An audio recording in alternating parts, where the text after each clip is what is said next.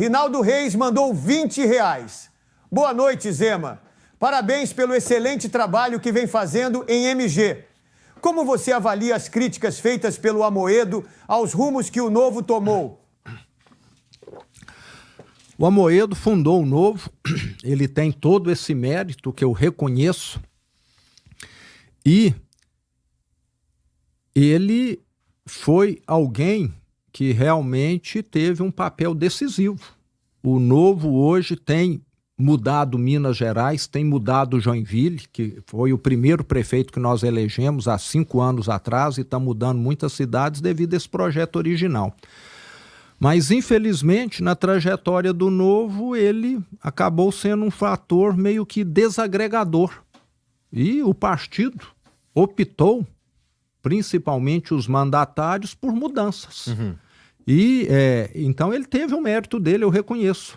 Teve a contribuição dele, eu acho que como todos nós, em algum período de alguns projetos, temos, mas foi naquele ciclo ali, em determinado momento, a pessoa dele, as ações dele começaram mais a prejudicar do que contribuir com o projeto. Então hoje o partido está sob direção do Eduardo Ribeiro, que eu admiro muito, me dou muito bem com ele, que escuta os mandatários e que tem feito o partido crescer e vai fazer crescer muito na próxima eleição.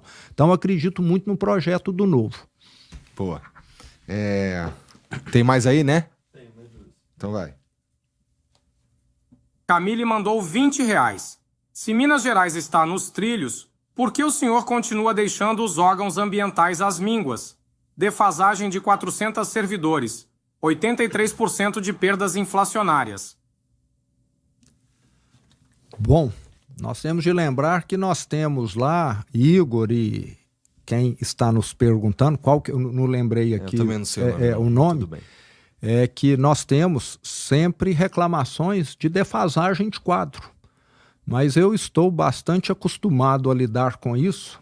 Quando eu estava na empresa, 470 unidades, loja, todo gerente queria mais alguém para trabalhar, né? Mas, tanto no setor privado quanto no setor público, muitas vezes você tem de trabalhar de acordo com o recurso que você tem. Eu gostaria que fosse lá na minha casa todo dia uma empregada, mas a que vai lá vai 2 vezes por semana. Eu queria ter alguém lá que lustrasse os móveis também para eles ficarem mais bonitos, apesar de não ter nada de luxo lá na minha casa. Então, acho que tem hora que a situação se impõe aos nossos desejos. Eu sou muito realista.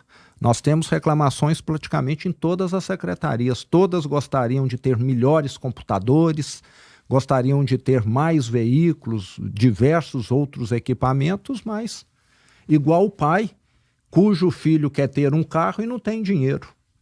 Como é que você vai fazer? Dinheiro. Você vai vender a casa para comprar o carro? Né? Eu acho que não é recomendável, não. Então nós temos ainda limitações orçamentárias em Minas Gerais e o Estado ainda vai conviver com isso por um tempo, como muitos estados já convivem no Brasil. Vai. Cleiton Gustavo mandou R$30. Governador, por qual motivo o senhor aumentou o próprio salário em 300%? E após a vitória do Lula em 2026, como a direita vai se comportar? Um abraço. Essa é a grande pergunta, né? A oposição adora essa pergunta, ama. Mas lá, Igor, nós tínhamos secretário de Estado, vamos pegar o secretário de Educação de Minas Gerais. Ele recebia menos do que qualquer secretário de Educação de uma cidade de 2.000 habitantes. Ele que dirige, tem na secretaria dele 200 mil pessoas. 200 mil pessoas trabalhando. Você consegue atrair gente para ser secretário do Estado ganhando menos do que um secretário municipal, que às vezes tem 30 pessoas trabalhando na equipe dele? É igual um exército. É como se ali o tenente, o sargento ganhasse mais que o general.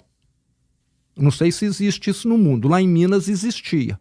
E eu fui o único que teve coragem de corrigir isso. Porque se eu não fizesse isso, eu ia ficar sem secretário.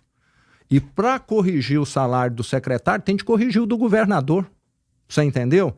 Agora eu quero lembrar aqui para todo mundo que desde que eu fui eleito governador, eu tenho doado o meu salário. Então, para mim, se o salário é 1, é 10, é 50 ou 100, não faz diferença, não. E... Tu doa para quem? Oi? Tu doa para quem? Majoritariamente, eu doei no primeiro mandato para as APAES. Tá. Primeiro mandato, doei 100% praticamente para as APAES, do interior de Minas Gerais. Todo mês dividia lá o salário, mandava para uma, para outra. E agora, eu estou doando, eu não vou me recordar o nome aqui, para uma instituição que vai fazer tratamento oftalmológico, que está adquirindo um micro-ônibus consultório que percorre o interior do Brasil todo, mas como eu sou governador de Minas, eles vão fazer um trabalho no interior de Minas, operando pessoas que têm algum problema de vista, primeiro fazendo a consulta e depois operando. Mas eles estão comprando um ônibus e eu não gosto muito de ficar divulgando, não. Acho que quando a gente faz o bem, a gente faz porque quer e não para poder estar mostrando, se vangloriando, entendeu?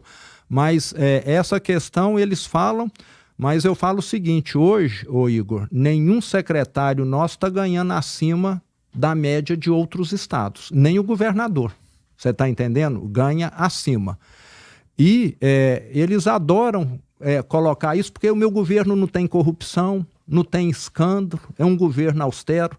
Agora ninguém critica o governador que tinha 32 empregadas que o Estado pagava. Quanto que custa 32 empregadas? Eu acho que custa algumas vezes o que eu recebo hoje que dou. Você entendeu? Então você vê que como as coisas ficam distorcidas. Mas acho que quem está nos acompanhando aqui não é bobo para cair nessa mais não. Um governador que, além disso, andava de helicóptero todos os dias para ir e voltar ao trabalho. Eu vou e volto de carro. Então acho que fica clara aí a minha postura, né? Dou transparência a tudo que faço. Nunca uma aeronave foi buscar levar filho meu como acontecia no passado, tá entendendo? Então, acho que quando não tem o que criticar, fica procurando cabelo em casca de ovo, né? Entendi. Bom, governador Romeu Zema Neto, muito obrigado por vir aí. Obrigado pelo teu tempo. Você quer falar mais alguma coisa? Se quiser, aquela ali. Não, aqui eu estava esquecendo. Dicionário do Mineirês. Aí sim, hein? Vamos ver aqui. Para você abrir um aqui de sacanagem, aprender algumas expressões que são usadas. Mandongado, aquele que é avacalhado, sujeito atrapalhado. Tá. Lambicar. O que é lambicar? Beijar na boca. O cara que tá na capa, esse é fácil, né? Emagreceu, a pessoa ou animal que emagreceu demais. Por exemplo, você viu o Estevan Gaipo? Ele tá na capa. Tadinho de você. Isso é pra entender, né? Tanto de coisa. Tchau pra você. Eu gostei, cara. Legal, obrigado. Depois você diverte aí. Tá, valeu. Bom, pra te encontrar nas redes sociais, é só procurar por Romeu Zema, eu suponho. Romeu Zema Oficial. Tô lá nas redes sociais.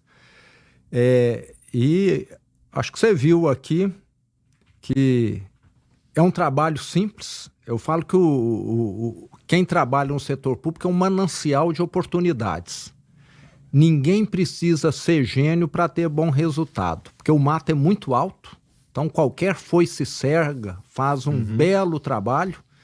E se você manter as raposas longe do galinheiro, você já está fazendo algo extraordinário. Porque o que não falta é raposa para invadir o galinheiro. Entendi. Entendeu?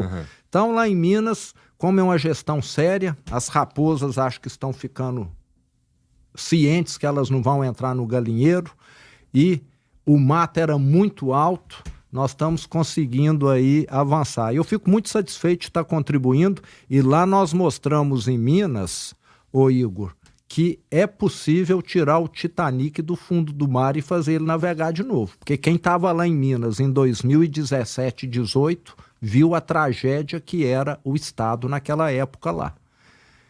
E provamos que é possível consertar os erros do PT, as tragédias que o PT cometeu em Minas Gerais. Tanto é que em 22 eles nem lançaram candidato a governador.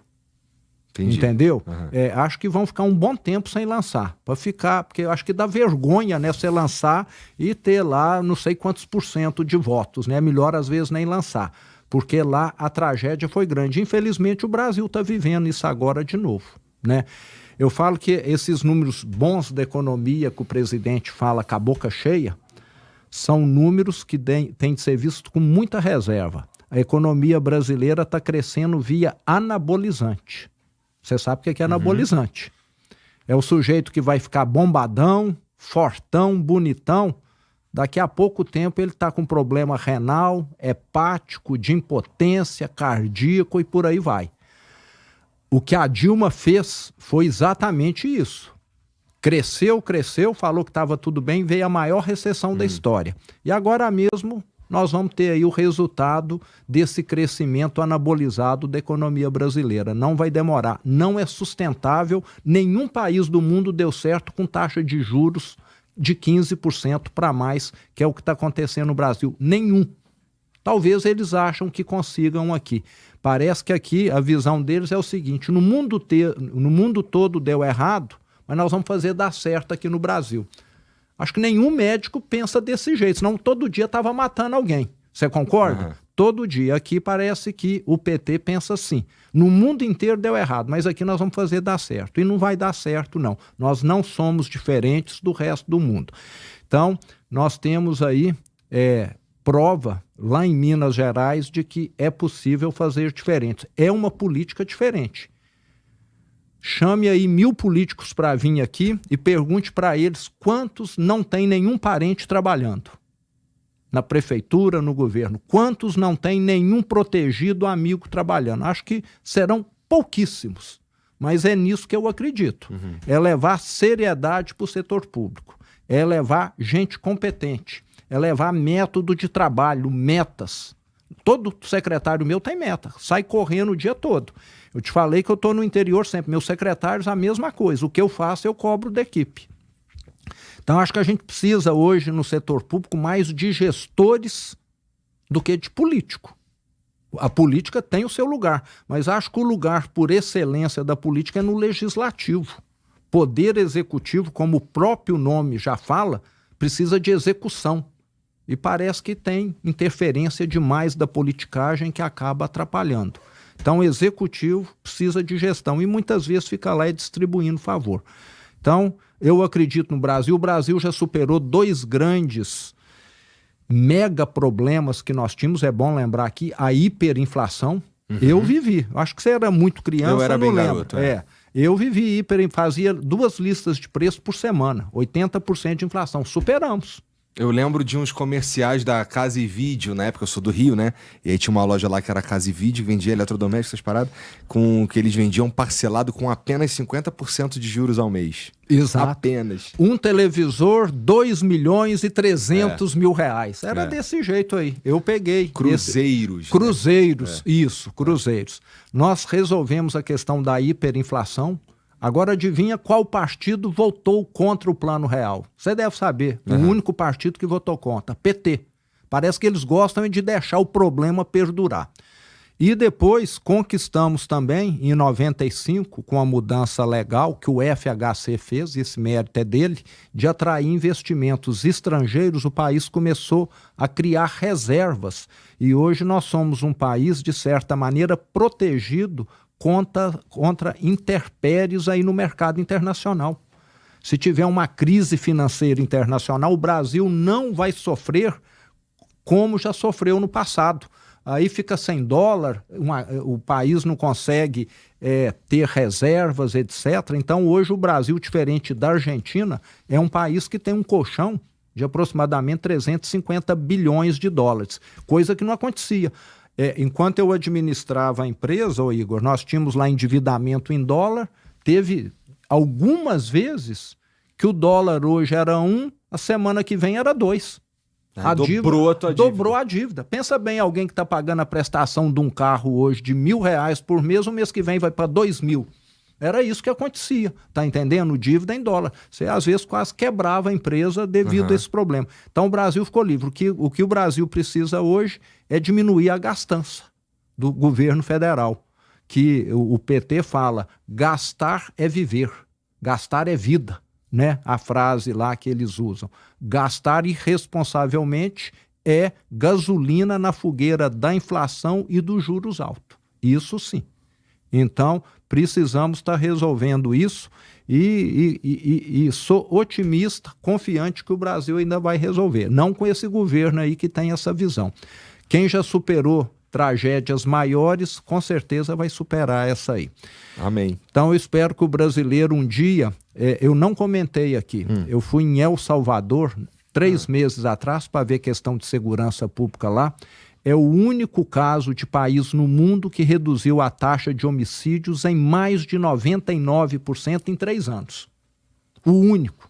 Acho que não existe outro na história. E lá, 300 mil salvadorenhos que moravam em outros países voltaram para o país. Porque todo mundo fugia de lá por causa da bandidagem, da violência que impede, inclusive, o desenvolvimento. Então, eu espero que aqui no Brasil a gente tenha um país que o brasileiro, em vez de procurar oportunidade fora, comece a ficar aqui. E que aqueles que foram até volte para cá.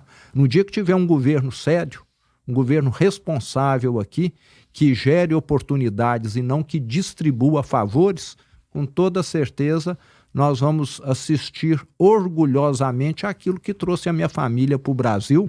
Eles vieram para cá porque aqui era melhor do que na Itália. Trabalhar aqui substituindo escravo era melhor do que na Itália. Estou falando que seria isso não, né? Que hoje o mundo mudou muito. Mas nós temos condição de fazer. Tem tudo para dar certo. Nós não temos aqui terremoto, não temos furacão. Nós temos político ruim aqui. E é isso que a gente precisa mudar. É isso.